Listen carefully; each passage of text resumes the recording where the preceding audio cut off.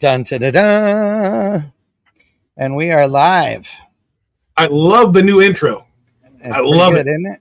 Yeah. Yes, it is. I thought it worked pretty good. Welcome to everybody that is joining us right now. And welcome to Clark Hogan, guest of the show tonight from sunny Southern California, I believe, right? Los Angeles. Yes. Good. My last hometown before coming back here to Texas. So welcome to the show. Appreciate you being on. Our partner in crime, Ryan Wing, is not with us tonight. He is busy in the shop and doing a bunch of stuff that he's got to get done while his wife is traveling and the boys both have stuff going on with school. So he'll be out tonight, but we'll see him again in a couple of weeks. So Clark, welcome to the show. Like I said, let's start it off. Tell us a little bit about yourself. So, really appreciate it. Yeah, it's been a journey, right? So I'm a guy who started his life off as a software engineer and was doing stuff with his hand, started with my keyboards and stuff like that. But I grew up, my dad was always kind of like my dad was well off, but he was a guy that always wanted to fix things versus buy new things. And I was like, Dad, this Black & Decker just shocked the shit out of me. Can't we just get a new one? Like, what's the deal? Why are we taking this thing apart?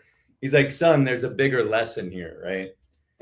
And yeah, that time passed on. I was deep in the the world of software and building tech and doing all this cool stuff.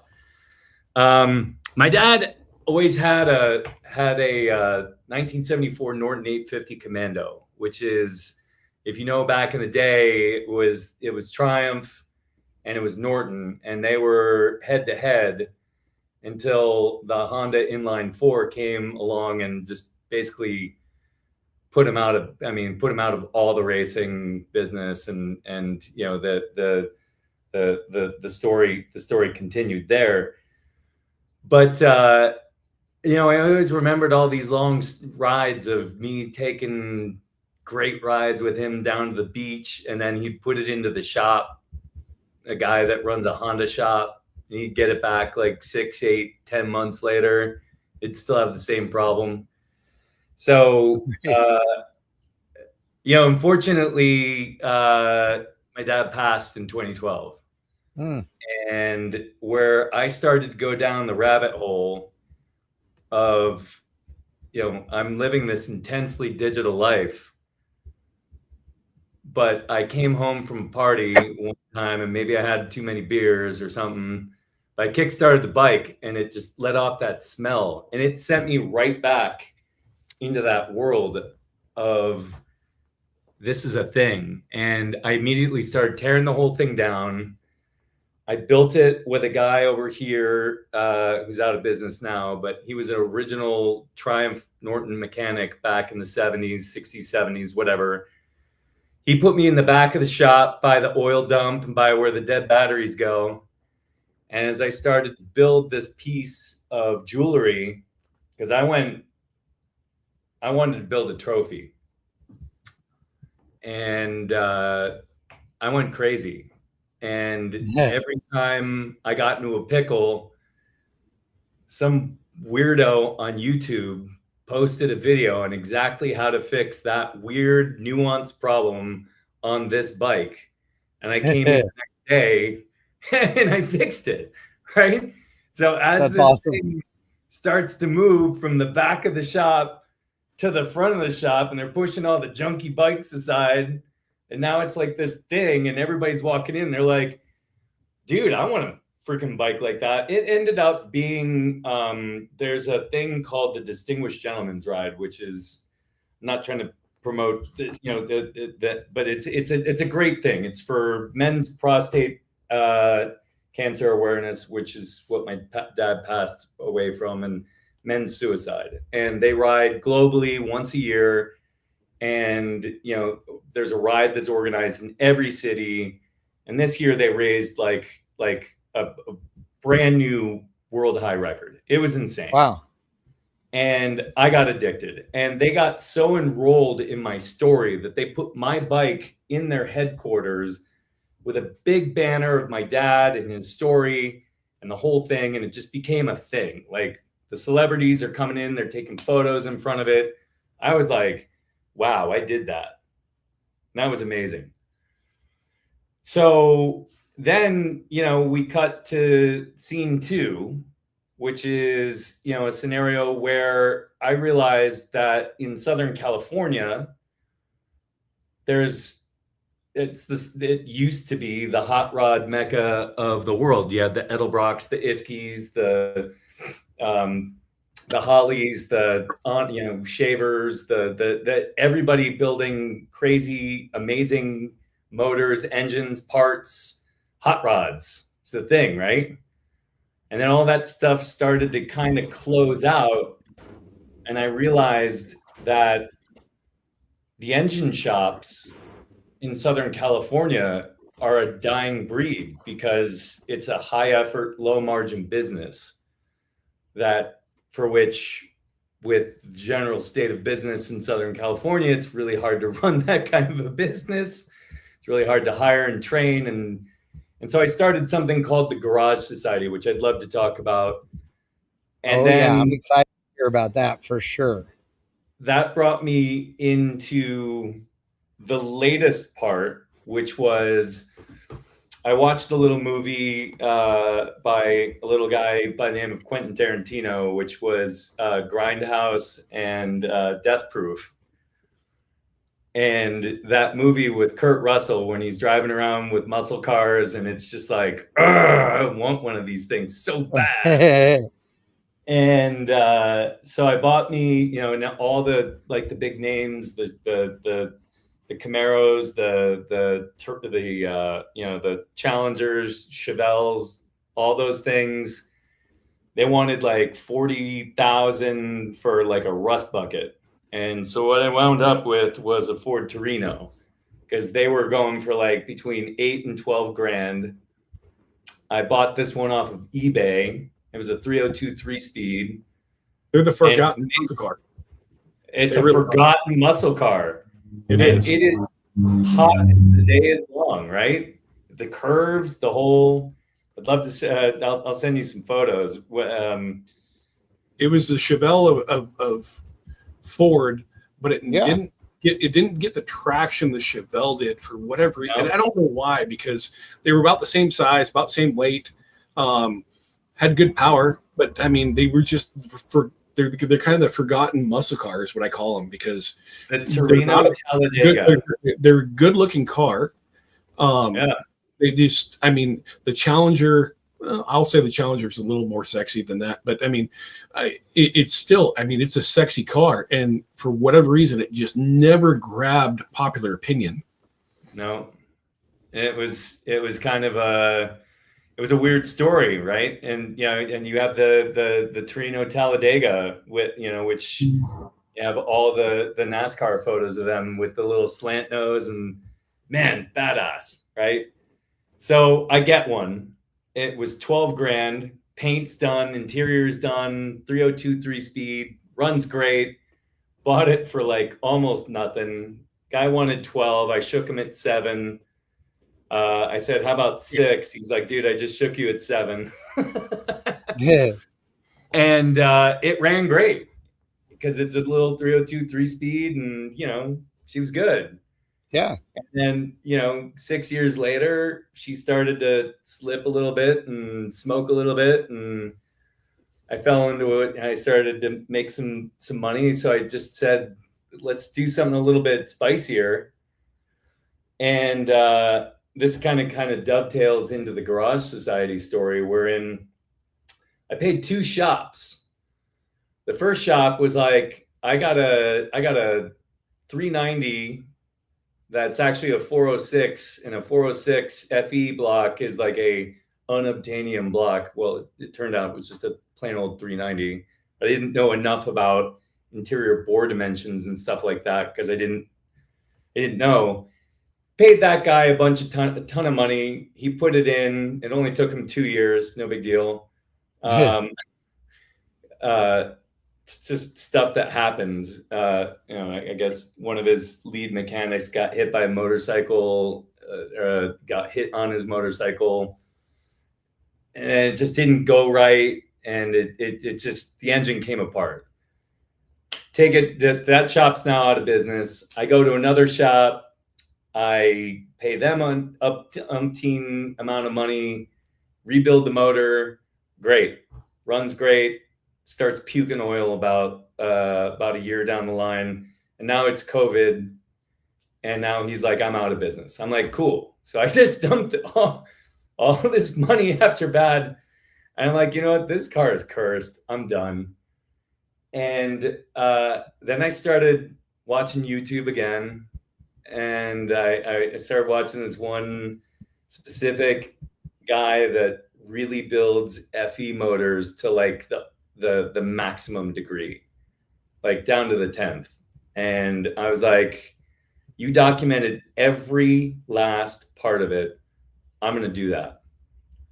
So I yanked the motor, bore deck, line hone, trick flow, heads, Edelbrock, the whole regalia, right? Yeah.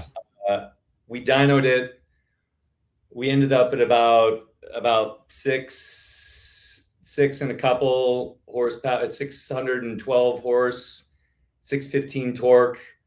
I was like, man, that's a lot of.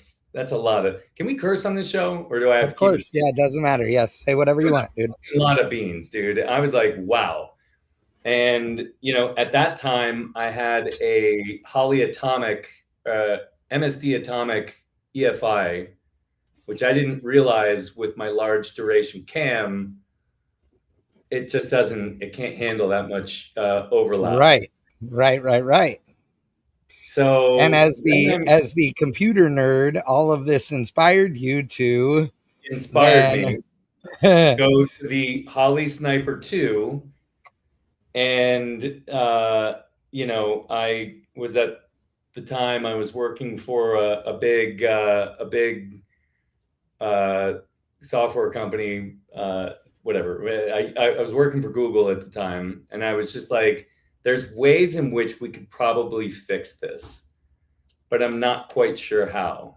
Right. And then I started going way down the rabbit hole, and I figured out a way because Holly gives you a little TFT touchscreen display, which if you're a noob, all that stuff looks cool, but man, there's a lot of knobs to turn.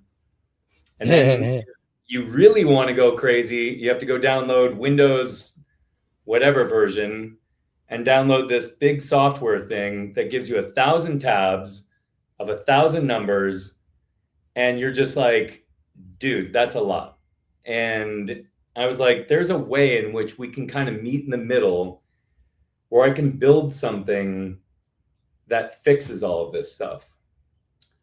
So, I mean, I'd love to show it to you if you're into it, but the idea is basically, let's get rid of an operating system and just use a Chrome browser that can connect to your EFI real time over the USB dongle.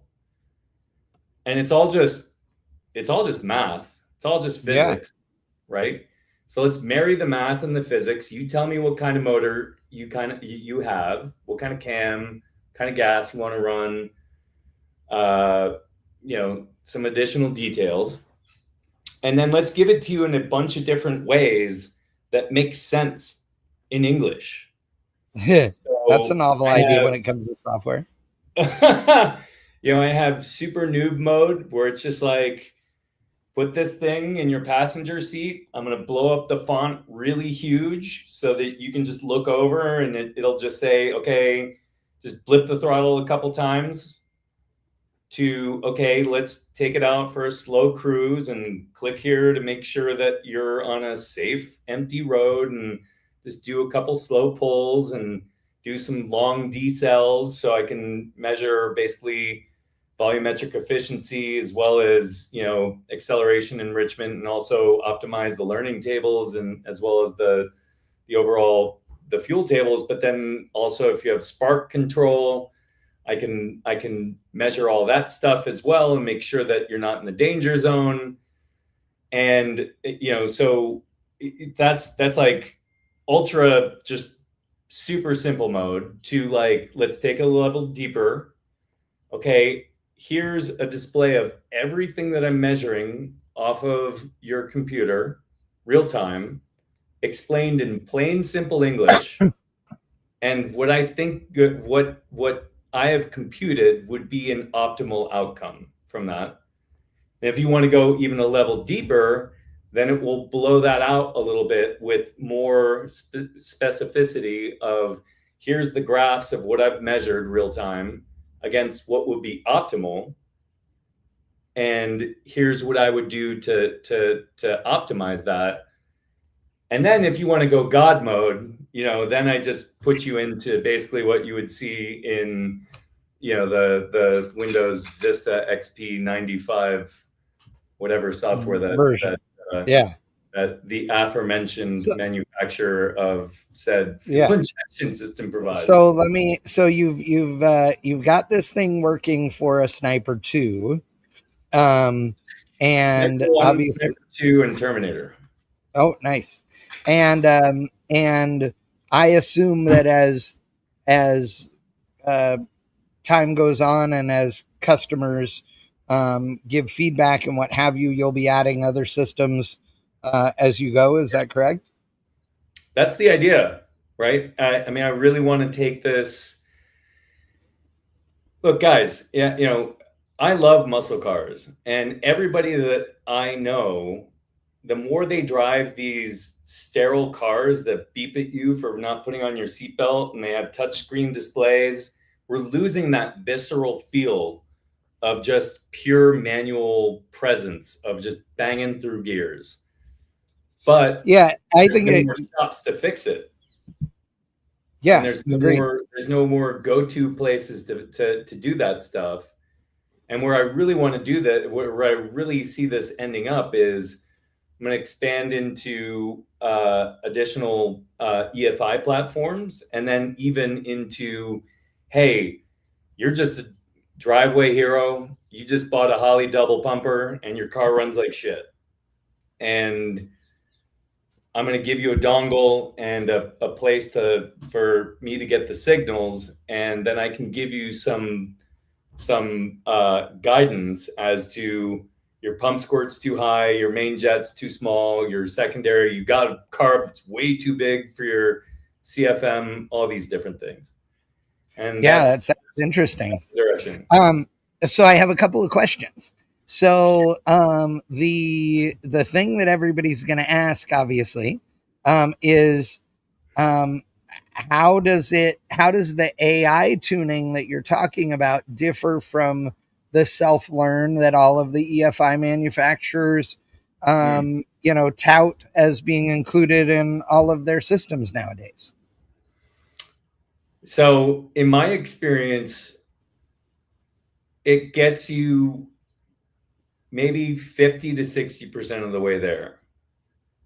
And if you want to go, it sounds great. It sounds like the panacea. You're talking about the self-learning that is included in these, right? Yeah. It's like, It's like, hey, your wife is yelling at you because the whole garage smells like gas because the carburetor is puking gas everywhere. And they sell you this $2,000 kit that says, plug it on, plug it in, and you're going to have a turnkey thing that starts like a Honda and runs like a racehorse, right? And in my experience, after going through this several times, unless you go to a professional that actually can tune it in, that's not the experience. It's good, but it's not great. And it certainly isn't optimized. And it's really just, I'm not using a whole lot of AI. This is all just really just computational, volumetric efficiency calculations that are clamping down and adjusting things real time, and then pushing the right tune that you can then go and pull. And then, if you want to send it to like the end of the earth, you can take it to a dyno shop, and good luck finding one of those in Southern California. There's only like one left. Yeah. So does it correct in real time? So the way that I have it working right now is it's a listen and then learn and then push. Because I don't want to do real time, because real time is dangerous because you're driving. And what I've learned from the learning capabilities of it is that takes a significant amount of time, and it still only gets me maybe 80. I'm not going to quote numbers, but it still felt like it wasn't quite there. Like I have a 292 duration cam. Yeah, I could never get the pump squirt acceleration enrichment right. Not to mention the startup fueling, the startup timing, the startup IAC, the startup, all these different things that are required to get a car that you just dumped all this cash into to run basically like your brand new, 2026, whatever. And hold on. Let me say this. So my question was sort of to set you up, in all honesty, not in a negative way. What I wanted to get to is the point that you've gotten to here is that that regardless of what we all think, we think that tuners are artists and this and that and the other. The reality is that, with very rare exception, tuning, whether it's a street car, a race car, any of those, is all about physics and math. Okay, that's all it is. It's the laws of thermodynamics, et cetera, fluid dynamics, all those things working together. But ultimately, there are fuel requirements based on physical things within an engine. And if you have all of that data and you feed it into a computer and the computer has the right equation available to it, it can absolutely 100% give you a number value for either ignition timing or fuel or what have you. And so I think this is great. I think that there is, honestly, I look at this and think this is where, companies like Edelbrock and Holly, and all of them, Fast, everybody, whether it's even Max ECU and Turbo Lamic and all these guys. If they can sell a system that is self-learning, but that self-learning comes with a subscription to your system, and it can make the experience better for customers, I think it's awesome. I do seminars for Holly on the Sniper 2, to help people get make the purchase decision comfortably and understand what they should do first and second and what the priorities are and all those things. And the number one thing that people are afraid of is that they won't be able to make the thing start. And if they can't get it to start and run the very first time, then they feel like they're completely lost. And it's one of the beauties of those systems that are, most of these systems, the good ones, and I'm not going to say any brands that are bad, but the good ones, when you put the data in correctly, this is how many cubic inches it is, this is what, the camshaft is, this is this, most of the time they fire up. They absolutely start. Like that. From there, it depends on the system as to whether or not they run real good or they don't. It's very dependent on camshaft. You are 100% correct on that. So if this kind of system that is, between a professional tuner and self-learning, and when I say that, way up here closer to the professional tuner than the self-learning, I think this is a great thing for the industry, and I think it'd be a great thing for hot rodders in general, right? If they're racers, sure, but the reality is, while we may talk about racing all the time, the vast majority of EFI systems in the United States of America, they're sold, as standalone units, whether they're, a throttle body setup like a Sniper 2, or they're, something extravagant like a Dominator or a Haltech or whatever. The vast majority of those, like 99 point something percent, are being sold to hot rodders, not racers. I mean, you're not going to make money if you're selling only to racers, Well, so here's the other part of that though.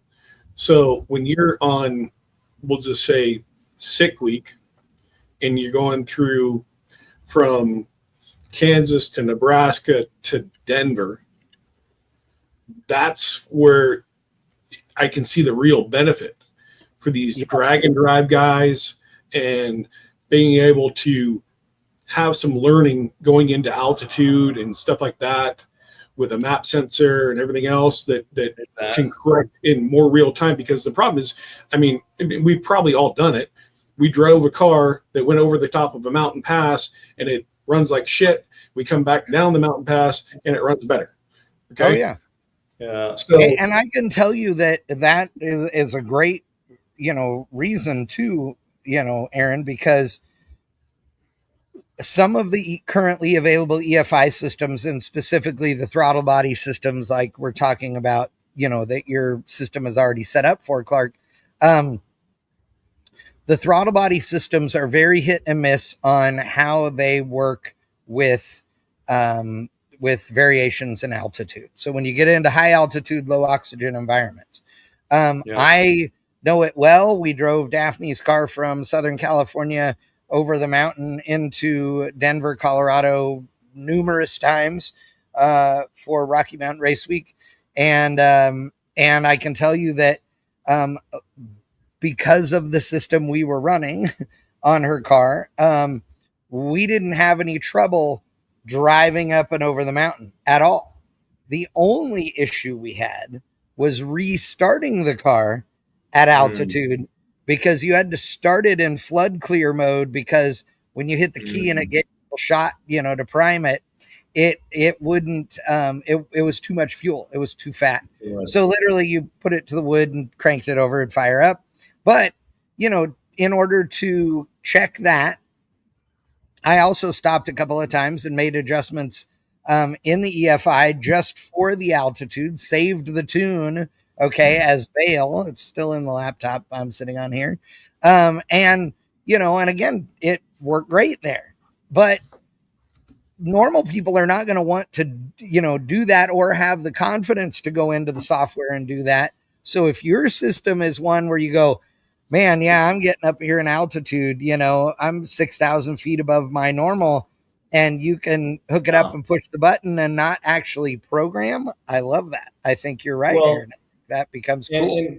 And let me give you an example on the opposite end of the spectrum, which is where I really, you know, where I went from this is just like a side project to, man, this is really interesting. A guy that's in, you know, just another car club that I'm a member of down here was like, yeah, I just bought my dream truck. It's a Ford F-150. She's sweet. And, you know, he's like a, you know, 70, late 60s, 70s year old. He's a screenwriter. Like he just writes scripts for movies and TV shows. And he's like, does anybody, oh, come on, emojis. He's like, does anybody know anything about how to tune one of these things? Because I just spent 3 hours on a tech support line for a guy to tell me that I put in an aftermarket stereo system and it's drawing too much current. And they recommended putting in a dual battery system with separate ground lines and separate everything else. And I was like, hold on a second. This guy isn't pushing 5,000 watts to, like, you know, 6 subwoofers in his back seat. It was just like a little 40 watt, you know, stereo system. And, you know, he's Sniper One, and I plugged in and I was just like, your tune is off. So you spent 3 hours on tech support for somebody to tell you to dump in another, what, $2,000 in labor and parts to fix a problem that wasn't even the root cause. Yeah. Because to get them the log file is impossible. And for them to real-time diagnose something is impossible. Yeah. So you've just given them a false positive. And then they would have come back to you a week later saying, I just put in all your stuff and it still runs like garbage. And it was literally just because it was running pig rich. And the learning software, whatever, wasn't learning. And that's all that really was. And I was just like, look, the stuff that they've created is amazing. And all I'm trying to do is just make it more user intelligible so that if you get to altitude or if you get to a situation where something's just not right, you can better understand real time what's happening without having to go through either this really obscure software that hasn't had a new build pushed in like 2 years, or you go through a little handheld into 17 different menus, and it's really just not, unless you go through and read the 300-page manual on the side of the road, you're kind of stuck, and you're calling a tow truck. And that's just where I just kind of got to, wow, this could be useful. Well, and I mean, clearly it's coming from from a place of an enthusiast, right? I mean, that's one thing I love about it, is that you are the customer that you're trying to now have as your customer. So you really do get it. You're passionate about it. You want it to be right. So, when this is all up and running, and which will be very, very soon, by the way, folks, we'll let you in on more of that as we go. But what's the model look like for this? Does somebody pay each time they're going to get a tune? Do they have a subscription to this? How does that work? I mean, the way I look at it is like, for the majority of the driveway heroes, you just want it to run right. You're not going to take it from here up into the mountains, whatever. So I don't want a subscription. I'm just like, hey, you pay me. It's free. You can turn it on for free, and I will tell you what I think is wrong, which I think is fair, right? Yeah. And then if you're into it, you can pay. I think it's like $159, and I will give you 5 tune iterations, meaning like, hey, this is what I've seen. Push this, and the majority of the times I've tested it from like a sniper cold restart, like back to factory, and then plugged in my software and gone from what the sniper handheld said, okay, you're ready to start, to something that absolutely snaps my neck is like 2 turns. So I'm like, dude, you only really need like 4 or 5 passes at this. And then I don't really want to keep charging you a subscription that you're going to forget about. Right. $59 is way cheaper than a dyno session. You're smelling what I'm stepping in. So, I was just like, I think that's reasonable. And then, I'm trying to figure out some more, some different pricing models for people that are actually shops that don't do this every day, but they're turn and burn, right? They got to get a car in, they're going to yank the carburetor, they're going to put on the fuel injection system, but they don't want to give this guy or girl a jalopy it's going to drive sweet, and then they get it home and it won't start, right? So that person can do that without needing a dyno, and just like a backcountry road, just a couple, quarter throttle, half throttle, full throttle pushes will get you really, really far down the road to almost a perfect tune. And if you really want to send it, then you got to take it to a dyno. But I mean, that's like, a 10% variance of additional juice that most people just aren't going to need. And let me ask you this. Does your system help at a dyno shop? Will it make the tuning quicker than the average in-house tuner? And thereby possibly saving you money if you're paying by the hour? I'm going to say I'm over my skis there, right? Because I mean, look, these guys and girls that run dyno shops, they're running off of 20,000, 30,000 hours of experience. They're experts. And I'm not trying to displace a dyno guy or girl. Yeah. I don't want to put anybody out of business. If it lets them turn more cars faster than, the software that they're using, because I mean, I've taken my car to the dyno shop, and they're looking at what what their sniffer's telling them on the screen over there, and then they're over here banging on the laptop, and then they're going back and forth. They're doing a pull, they're doing a pull, they're doing a pull, and they're going back and forth, versus being able to do it all in situ within one coordinated display.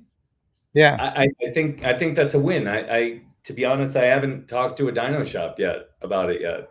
I can tell you from my experience, because I've dynoed drag cars, I've dynoed street cars, and the dyno gives you a reference on air fuel. It gives you a reference on horsepower, but it is nowhere near what either on track conditions are or on street conditions are. It's always off by some degree. And part of it is that you travel. I mean, I raced in the Northwest for a long time. So you race in Boise, Idaho, you race in Sonoma, California. And so you're going from sea level to altitude. And so it gives you different numbers. all you're doing is trying to get a safe baseline for wherever you're at with the dyno. That's all you're getting. Right. And so if your dyno's in Denver, then you're going to be pig rich. You go to Sonoma. Consequently, I mean, if you're in Sonoma and you go to Denver, actually, sorry, you're going to be lean going to Sonoma. You'll be pig rich going to Denver. And you'll need more timing going to altitude too also. So, I mean, there's that too.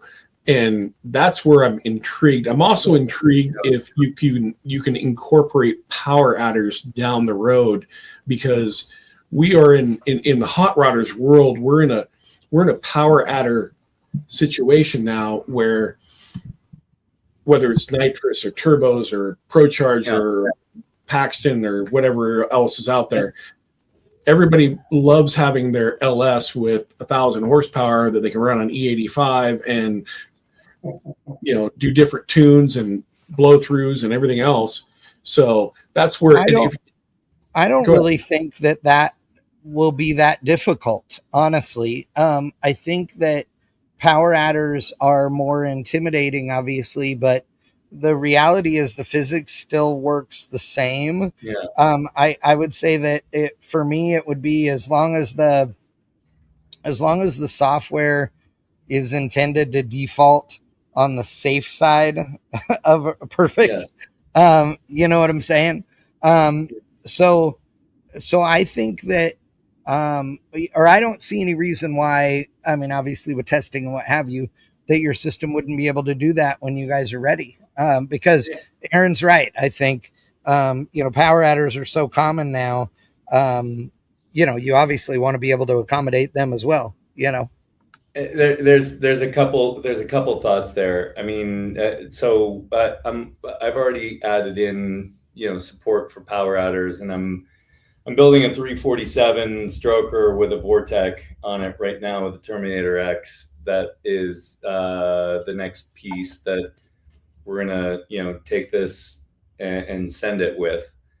But you're absolutely right. We need, it will have the ability to accommodate all that additional telemetry, because it's just data at the end of the day, right? As long as you're getting all of your values right per the altitude that you're set at and everything else, it's hours and hours and hours worth of banging away on a laptop to like, hey, this is what I'm feeling, this is what I'm sensing, this is what I'm seeing.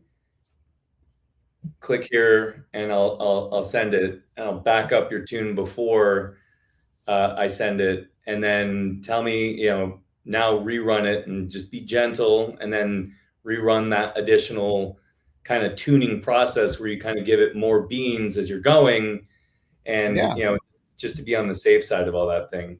But the other thing that you touched on, which was funny, I got a buddy of mine who runs the Baja 1000, and he was like, dude, if I only if I only had this thing, because I was sitting on the side of the track, I'm ready to run. There's guys that are about 50 to 100 miles down the track from me.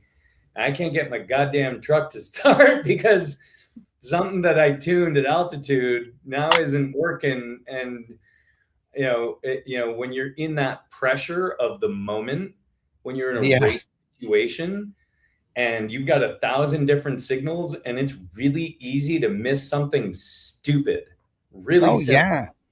And it's just going to be like that. It's already told me a couple times. It's like, dude, dummy, you forgot to connect your CAN bus to the ECU, and I'm not getting signal. And I'm sitting here just like pulling my hair out. I'm like, oh my God, it just told me what I did wrong. And that's the de minimis simplest example to, hey, I'm trackside, I'm hot, I got to win, and I'm losing right now. And I need to figure out what's going on right now without having to go through and find my guy and go do a FaceTime with my buddy who's my tuner up in, wherever country or wherever state.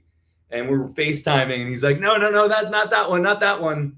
the ability for him to do that. And when it really gets wild, guys, is I've built in the ability so that you can, let's just say you're in that hot situation and you're in the desert. You can plug your Chrome, not any laptop, right? Windows, Mac, Chrome, Linux, whatever, anything that runs a Chrome browser. You plug it in and you can send them a link and they can real time see all of the telemetry at 5,000 hertz. Nice. Of what's going on.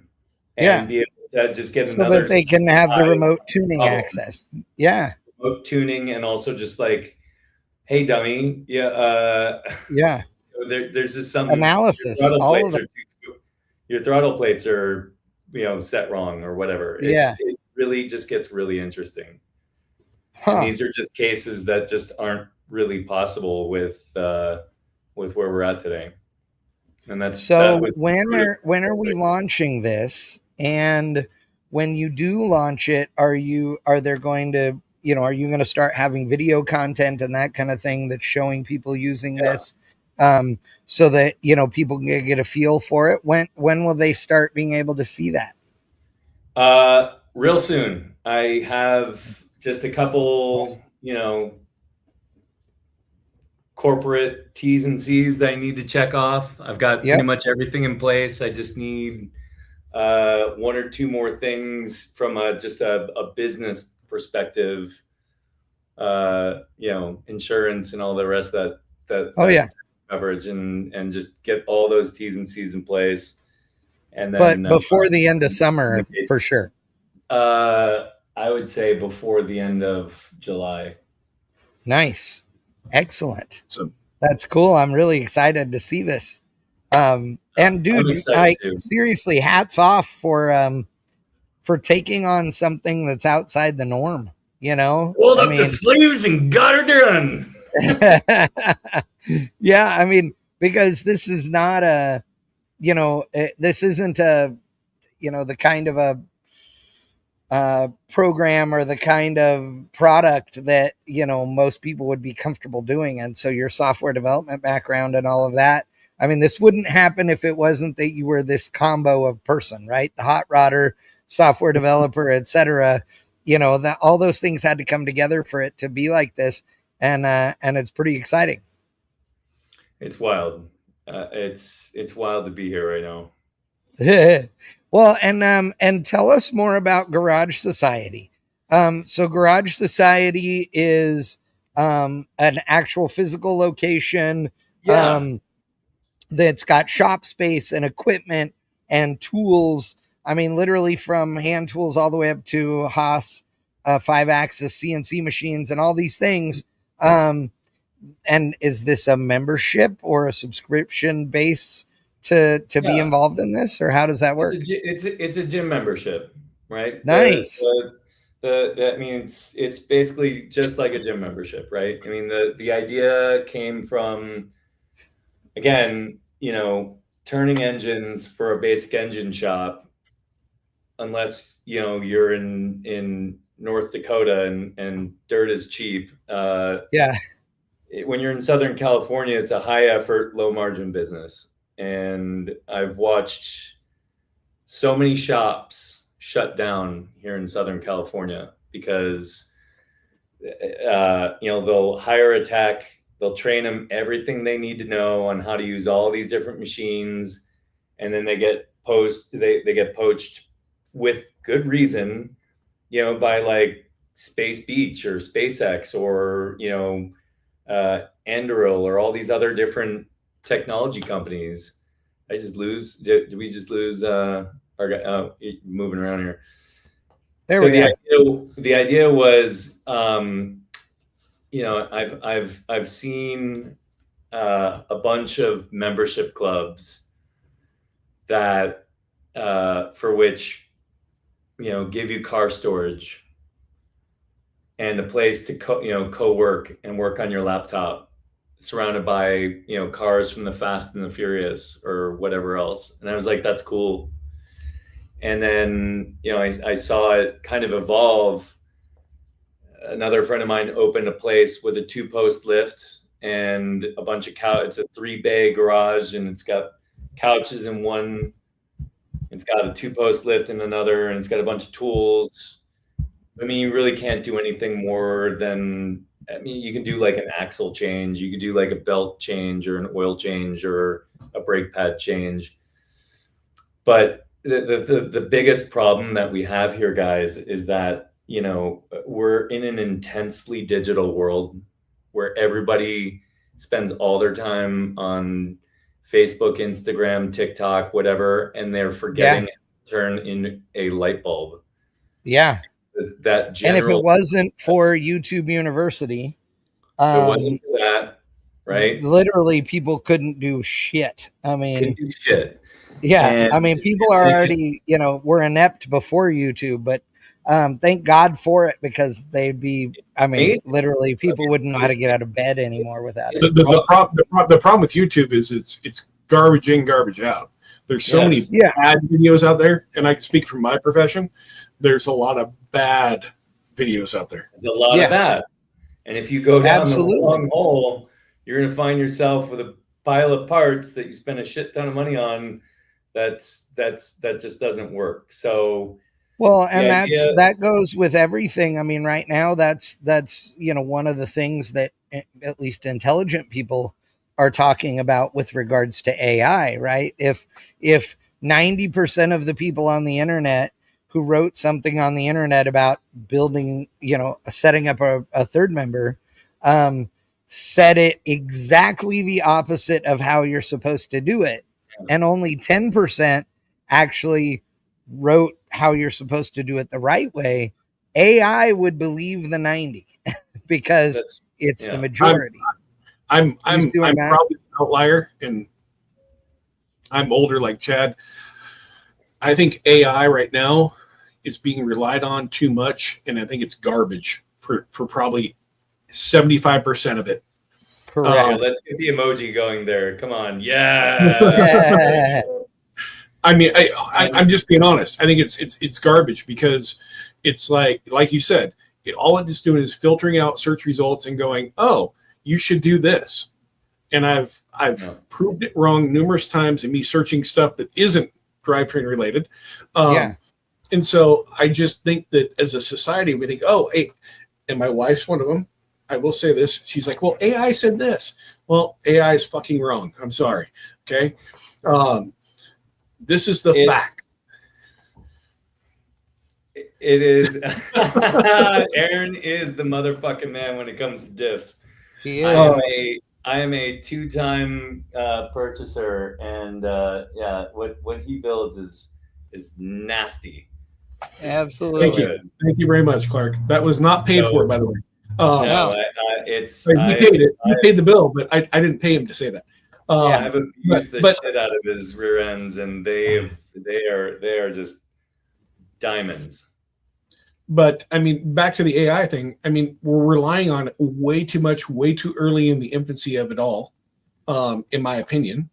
And Clark's a better input on this than I am, but I just think that it's not accurate. And 75% is being fucking generous, in my opinion. Yeah, and I agree with you, and I think it depends on what you're doing. I also think it's a slippery slope, just like many of the things that we have overcome historically. Do I think AI is going to take over the world and ruin humanity?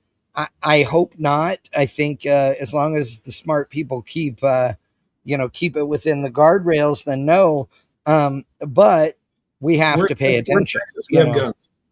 But it's guns. We'll just shoot them. It's just another input source that can get you into a general direction, but it's trust and then verify implicitly, and trust mildly, right? Yeah, and then double check work, and that was where the Garage Society. Look at the start of Google. Look at the start of Google and Internet Explorer and all that stuff, all the search engines and all that stuff. Back when we had message boards, I mean, holy shit! You get varying search results. We're at that same level now with AI, That's right. that we were at the infancy of those search engines. And I would trust those search engines without AI more than I would trust AI now. And I was deep inside of Google, working for Google for 6 years. So I saw both ends of the spectrum, right? And that's what really kind of brought me to this whole new realization that I love it. People need to learn how to work with their hands again. So if I could give you a gym membership that doesn't let you touch one thing until you learn how to, and you are certified on how to use that one thing, starting with a simple crescent wrench to a torque wrench to a, to a lathe, to a Haas, 6-axis CNC machine, you are going from mild to wild, to the flow bench, to the everything else. And it's not going to be all, not everybody's going to need to know how to do that. But in a world where 90% of all graduates of these vocational tech schools are taught how to replace, not repair, and you're driving a 67 Mustang Fastback, and there's no ODBC, the fuck do you do? Well, and I think that, in your example there, or in your examples of tools, like you said, the guy is going to learn to the level that he needs to have, and it's that way in, real life, quote unquote, with, people that learn how to build cars from friends and family or what have you, right? When you get your first car and all you care about is, exhaust and, some dress up items and wheels and tires, then you learn how to do that. And then later when you decide, I'm going to put a camshaft in it, then you learn how to do that. It's exactly the same, if you've got a shop full of tools. So I think that's cool. And it's a shop full of tools. When you buy your first welder, you buy your first grinder. Yes, that's true. Right? So tell me, where is Garage Society and how does somebody go about becoming a member? So right now it's in Southern California. It's in Compton right now. It's if you just go to garagesociety.club is how you can find out a little bit more about it. And it's just kind of meant to be an enthusiast shop for, car enthusiasts, and Southern California still has a lot of them, but most people are either fixing their own things. But I'll tell you, like, some of the most magical interactions I've had have been stories like some guy walked up to me at a gas station and was like, dude, this Fairlane Torino is the most badass fucking thing I've ever seen and heard in my entire life. My dad just spent 20 grand on a car that I want. And the guy said, I took your 20 grand, I spent it all. I'm going out of business. You got to come get your parts. And it's painted, but that's it. Yeah. And so now what do you do? Like, those stories are so sad. They really are. They're so sad. And another guy was like, my son tattooed Oldsmobile 445 across his abdomen. I was like, that's a lot. But, he's like, I want my dad's car, but I don't think my son knows how to fix it. I was like, well, how magic would it be if you're in a society where you're with a bunch of like-minded guys and girls that want to just like help each other fix these things, because you're going to have all different types of aptitudes. And, you'll even have like these wild experiences. I had this wild experience the other day where, I've built a bunch of motors by now, and I was about to bolt down the intake manifold on this 347 stroker, and I didn't see that the Felpro gaskets that I bought from my corner Napa Auto Parts store, no offense, guys, that wasn't your fault, but it wasn't the right fitment. And as soon as I bolted that thing down, it was just going to puke all the coolant out the side. And it's just like people there that are just, hey, you know what? I just saw something that you didn't see. You stop, because the get it done-itis thing gets you into a place where you're so excited to get this thing back on the road that you make tangible, fungible mistakes. But then we can go even further and we can say, hey, we've got a chassis dyno, we've got an engine dyno, we've got a couple 2-post, 4-post lifts, we've got CNC, we've got everything that you would ever need to do with the skills in the shop that can just come in, let you do it yourself. But then if you get into a pickle, you can get unstuck. And that was really kind of the progeny of the whole thing.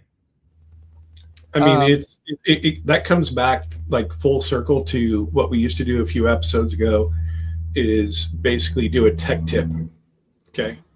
And it's obscure tech tips at the time. And I think the first one we did was when you put intake gaskets on, you obviously do your China rail on the front and back, but you also use weather strip adhesive to tack your gasket in place, and especially a blower gasket.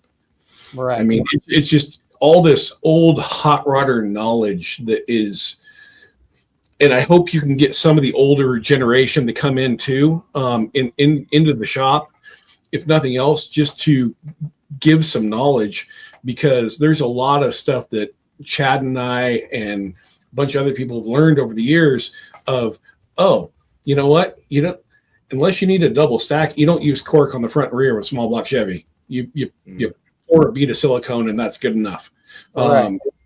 So yeah, you never use a cork. My partner, I mean, I'm not the only guy here, right? Like I'm like, I would say like I'm 5,000 hours into my 20,000 hour expertise journey. My partner, I mean, he's been featured on Nat Geo. He's been featured in Hot Rod Magazine. He's built like 2,500 horsepower, super nitro, I mean, dragsters. He's tight with all the Southern California dragster racers, all these guys. They're all going to be in there. That's awesome. You can drop a name, because Chad used to be with Hot Rod with Freiberger and stuff. So, I mean, you can drop it. If you want to say his name, we don't care one way or the other. His name is Martin Marinoff. It's with Custom Performance Racing down in Southern California. Yep. Yeah, I know who he is. You'll see him. You'll see him on the website. He's a diamond. I mean, he's a guy that is so specific. He's like, no, we're a 10th out, and we gotta take back apart and go back and go back to the milling machine and all this other stuff. I mean, it's that level of obsessiveness that is the distance between good and great, and the distance between great and exceptional. They start to get exponentially larger. You know what I mean?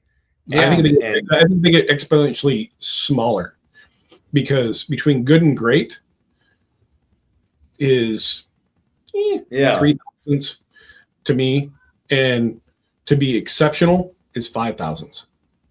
Right. Sorry, that the effort to get. Yeah. Between the effort. You're right. I'm sorry. That's all. So the interesting thing to me about the Garage Society is that you are, like you said, it's membership based.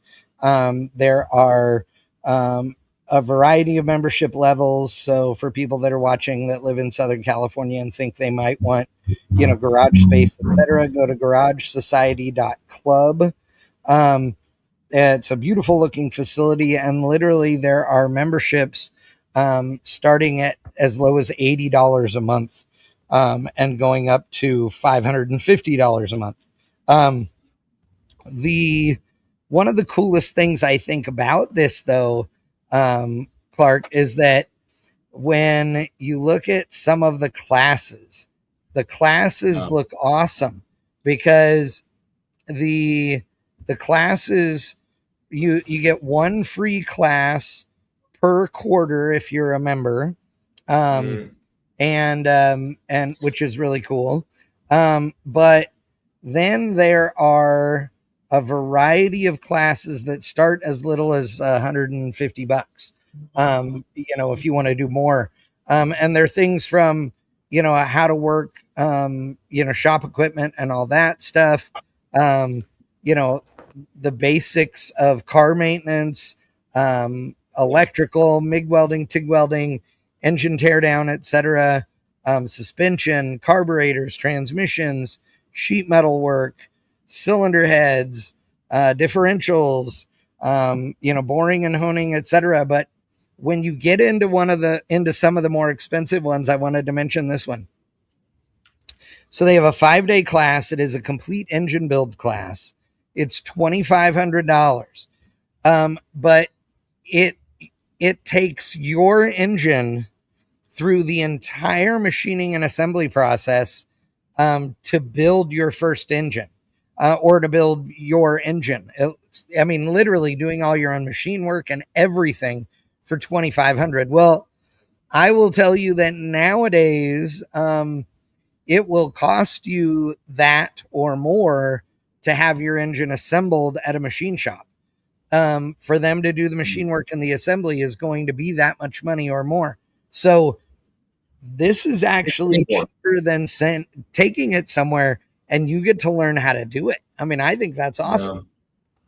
Yeah. And then the best part is that when you're on that backcountry road and your cell phone drops signal and you start hearing something making a little bit of a rattle, you're going to be like, I know exactly what's wrong and I know how to fix it, or I know that I need to stop right now and turn this thing off because something bad, not good. That was an expensive sound versus that was just a sound that is something that I know is, repairable, or I can get it to the next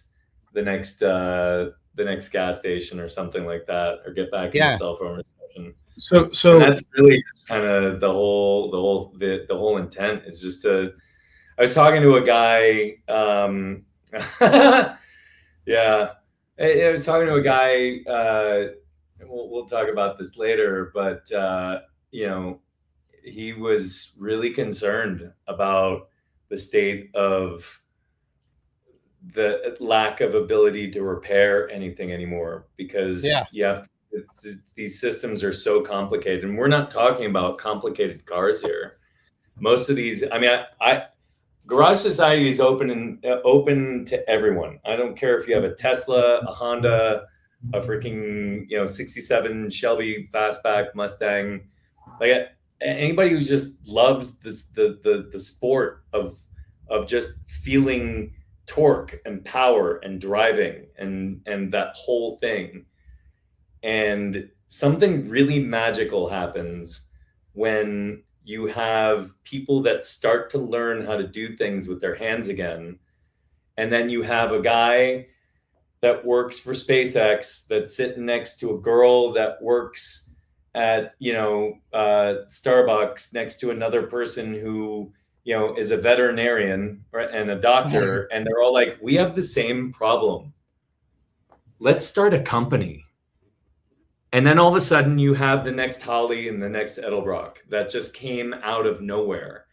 And that innovation engine just isn't really happening right now because people have fallen out of the capability of just using their hands and learning most times the wrong way. But having equipment access, having skill access, and then having a society of passionate people that are just so into this that we all just want to just build badass things together. So this comes back to one of my favorite people in the world, Mike Rowe. And if you don't know Mike Rowe, look him up. It's ROWE. Look up Dirty Jobs and Mike Rowe. Our problem came with taking shop class out of high schools. Thank you, Chad. 100%. I mean, because you know what? In high school, I welded, I worked on stuff, I did everything else. I mean, it comes back to, and I'm not going to get on a soapbox because I watched a mic thing earlier today. We need like 400,000 skilled tradesmen in the next 5 to 10 years between welders and electricians and everything else, people that work with their hands. And the problem is that we're not promoting the trades because we don't promote it in high school. And so the problem is that you're providing a great service, Clark, you are, because these people that pull in and go, shit, I don't know how to change my own oil and I can't afford to take it to Mercedes-Benz dealership. And you know what, you guys are guiding them through it. Great. Okay. But at the same time, the root of the problem is we are not teaching our youth to work with their hands to begin with. And I will say in 2016, I made a leap from a corporate world to a smaller company in Iowa and living in Washington State with the corporate company, going to Iowa. I didn't realize how much like Washington State is a throwaway society. Like you mentioned the Black & Decker, blower, weeder, whatever it was, and it shocked you with your dad, right? Mm-hmm. I learned quickly in Iowa, you don't throw away anything. You fix everything to the best of your ability. Yeah. And I always fix things the best of my ability when I was in Washington, but not to the level that these guys would go, to the point of, I get this part machined from my local machinist and replace this part in this tractor or whatever else, like you said, the right to repair. And so it was more the, I hate to say farm mentality, but it kind of was. And it brought me back to my roots a lot more of, no, we don't need to throw that away. We just need to remachine it. That valve's worn. We can recut it. We can recut the seats. We don't need to buy new heads. We can repurpose this. It may not be for this engine, but we can put it on the 283 in the corner. We can put it on the 327. We can do this.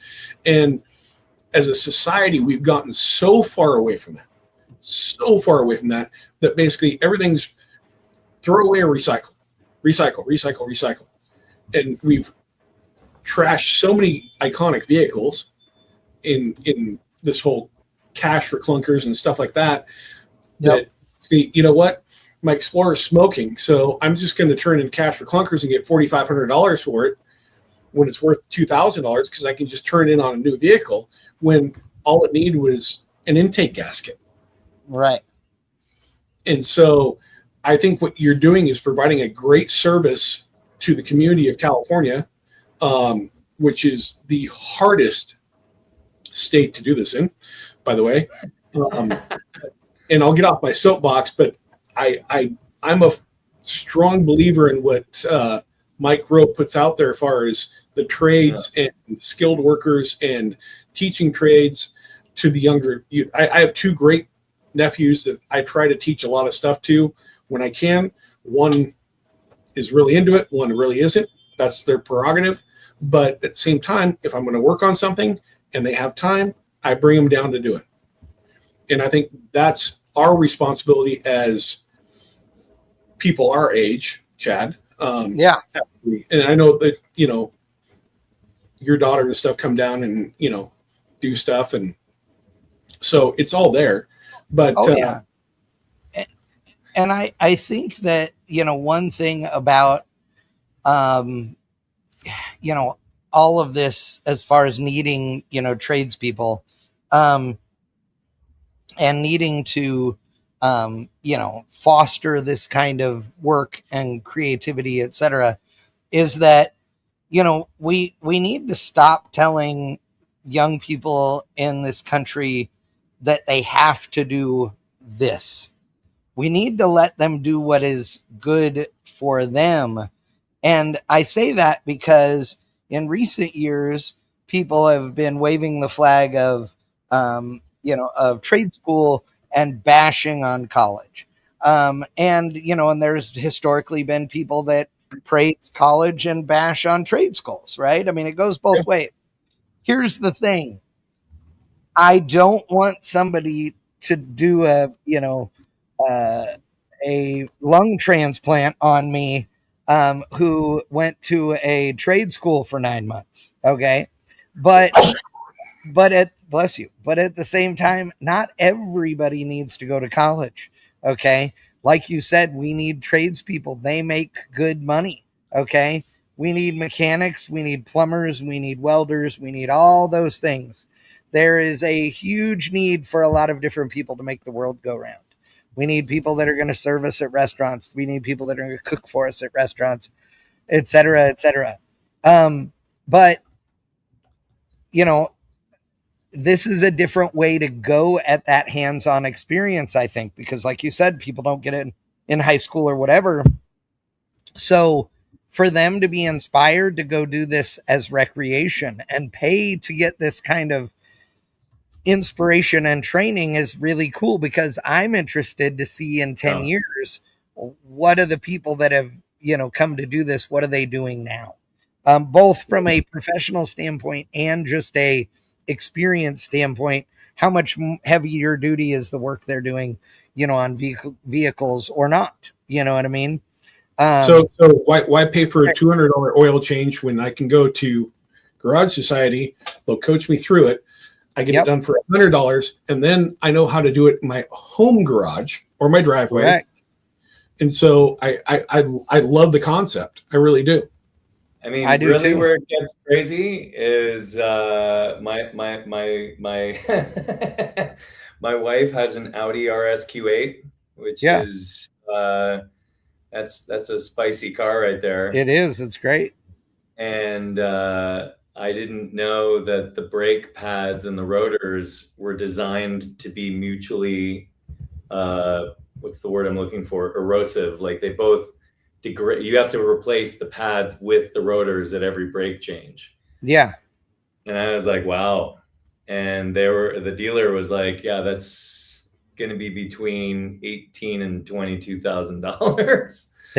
I was like, you gotta be fucking kidding me. Yeah. And so I started to find, I found a set of aftermarket, higher performance, lighter weight floating rotors, and was able to knock the whole job out for $3,400, I think. And then you just have that. It's there's two things.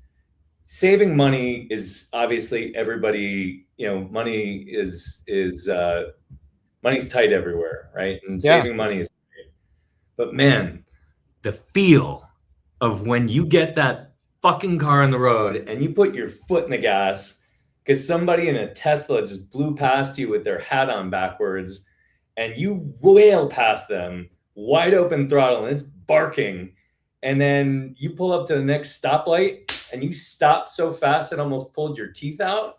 Right. You're like, that's something that you cannot get anywhere else. And the fact that you torqued everything down to spec, which, by the way, I noticed when I was untorquing things, they were not torqued to spec because I had a tire shop replace the tires the week before.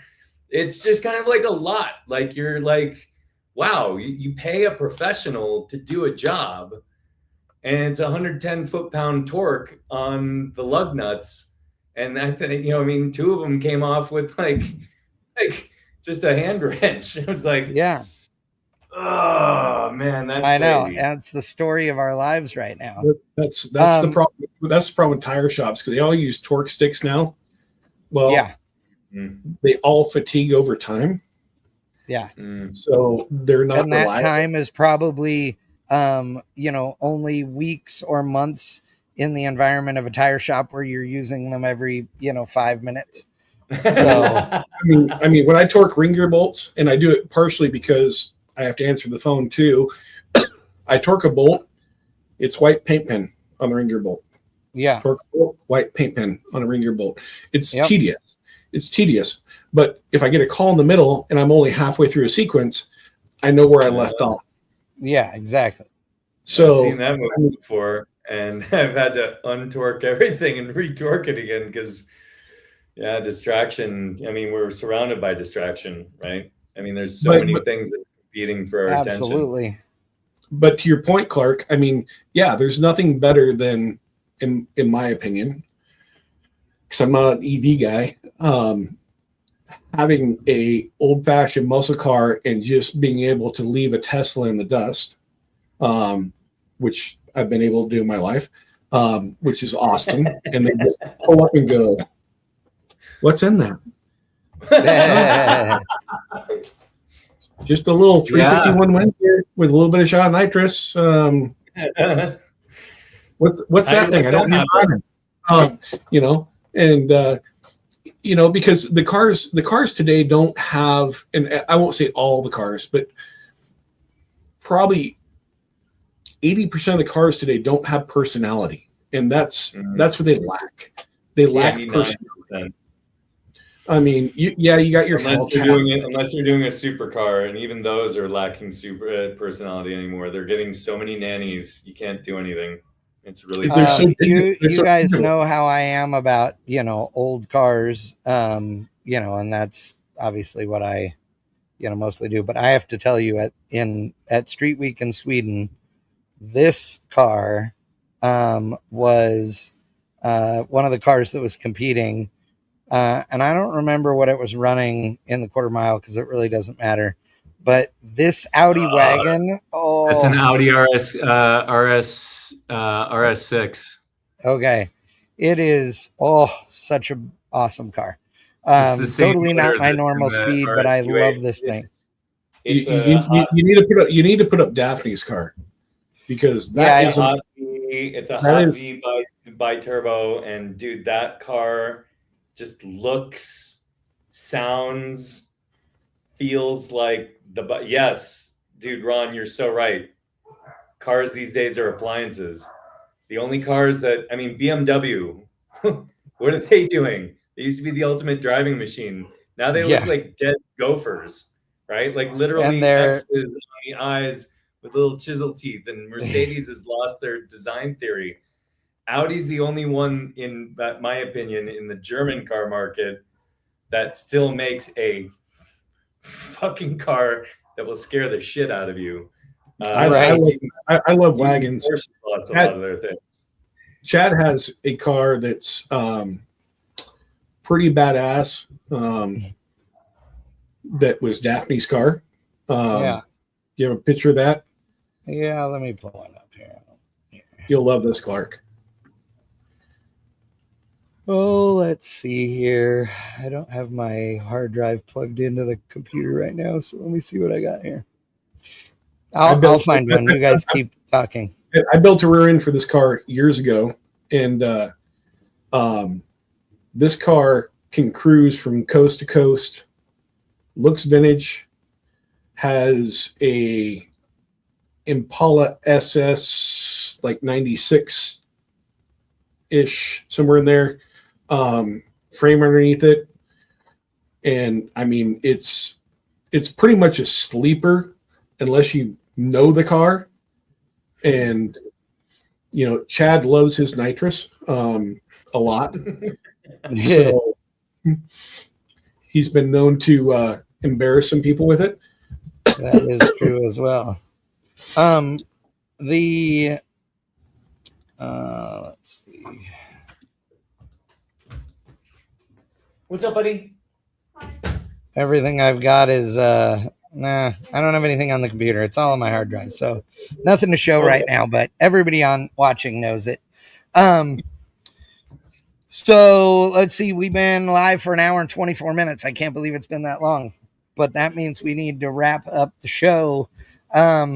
Aaron, you got anything else for Clark? I mean, at this point, I feel like we need to follow up when everything's up and rolling for sure. I feel like we've given a ton of information tonight, but man, when things are really rolling, I want to see more.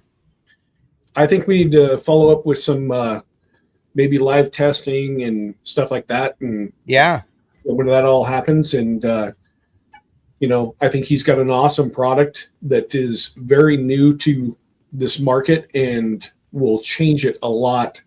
I mean, I can't wait, for like when you do Sick Week, because he announces it Sick Week and stuff, to see how many people are actually using it, because I think there's going to be a lot of them. I really do. I mean, it's just there's a lot of cars in the, and I said this before, in the drag and drive world that are not full on race cars. Everybody looks at Alex Taylor and blah blah blah and all the fast cars. There's a lot of intermediate cars in there that do the drag and drives that will fully benefit from this. And if you can get the power adder side up and running and everything else, I mean, I see this as being kind of a game changer for some of this stuff. I really do. It really broadens the playing field. I just want to make some of this stuff demystified. Right. And that was my frustration. No, you've done a great job, Clark, and I appreciate you coming on the show with us and being a great customer, great ambassador, and for my brand anyway. And you know what? Love to have you on again. I'm into it. Absolutely. Yeah, we really do appreciate it for sure. And keep us posted. Let me know what's going on. Billy Boyer says tech tips. We'll bring tech tips back next week. I actually have some cool stuff from Sweden I'm going to show you guys. So, okay. So hang tight on that, Billy. We'll get to that next week for sure. But yeah, cool. Everybody, we appreciate you guys tuning in tonight. Aaron, as always, thank you. Ryan will join us again in a couple of weeks on the next episode of Triple B. And Clark, keep us posted. Let us know what's going on. We'd love to have you back on the show when it's time to get into more details, but I'm glad people got to know who you are and what it is you're trying to do tonight. Because I feel like that's an important thing as hot rodders and racers. We don't want it to just be something with no face. Even if it's high tech, I think people appreciate being able to, see who's behind it, so to speak. Yeah. And I'm trying to take the high tech out of it. Just make it so that, and just somebody who they just spent a whole lot of money on something that says it's going to run right and it still doesn't work right? And then just give them the aptitude and the ability to work with their hands. And I've got a lot of really, really, really exciting things that are coming up really in the next maybe 6 weeks that I'd love to talk to you a little bit more about. So, absolutely. Guys, and when you get ready and you need to be taking some of this stuff to a dyno shop for some independent verification and what have you, let us know and we'll help you make that happen too in SoCal. I love it. I super appreciate it. Absolutely. All right. Well, good night, everybody. We do appreciate you guys. So grateful. We'll see you in 2 weeks. Much. I'll see you soon. All right. See you. Cheers.